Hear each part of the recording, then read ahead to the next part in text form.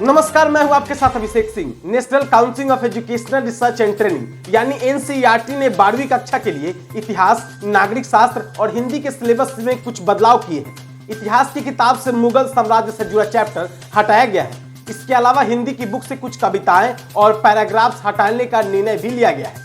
Updated syllabus के मुताबिक themes of India history part 2 से मुगल दरबार और शासकों और उनके इतिहास से संबंधित अध्यायों को हटा दिया गया है।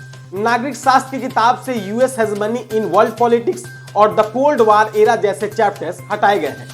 इसके अलावा स्वतंत्र भारत में राजनीति की किताब से जन आंदोलन का उदय और एक दल के प्रभुत्व का दौर हटा दिया गया है, जिसमें कांग्रेस के प्रभुत्व की प्रकृति, socialist, communist party of India और भारतीय जनसंघ आदि को पढ़ाया जाता था।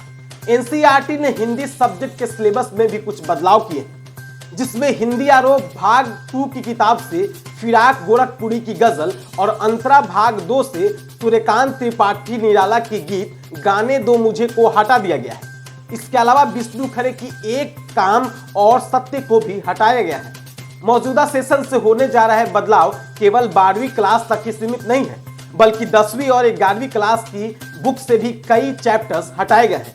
11वीं की book themes in world history से सेंट्रल इस्लामिक लैंड्स, संस्कृतियों का टकराव और द इंडस्ट्रियल रेवोल्यूशन जैसे चैप्टर्स हटा दिए गए हैं। इसी तरह 10वीं की बुक लोकतांत्रिक राजनीतिक 2 से लोकतंत्र और विविधता, लोकप्रिय संघर्ष और आंदोलन, लोकतंत्र की चुनौतियां जैसे चैप्टर्स भी हटाए गए हैं।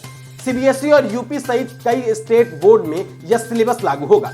सिलेबस में यह बदलाव देश भर के उन सभी स्कूल व छात्रों के लिए होगा जहां एनसीईआरटी की किताबें कोर्स का हिस्सा है।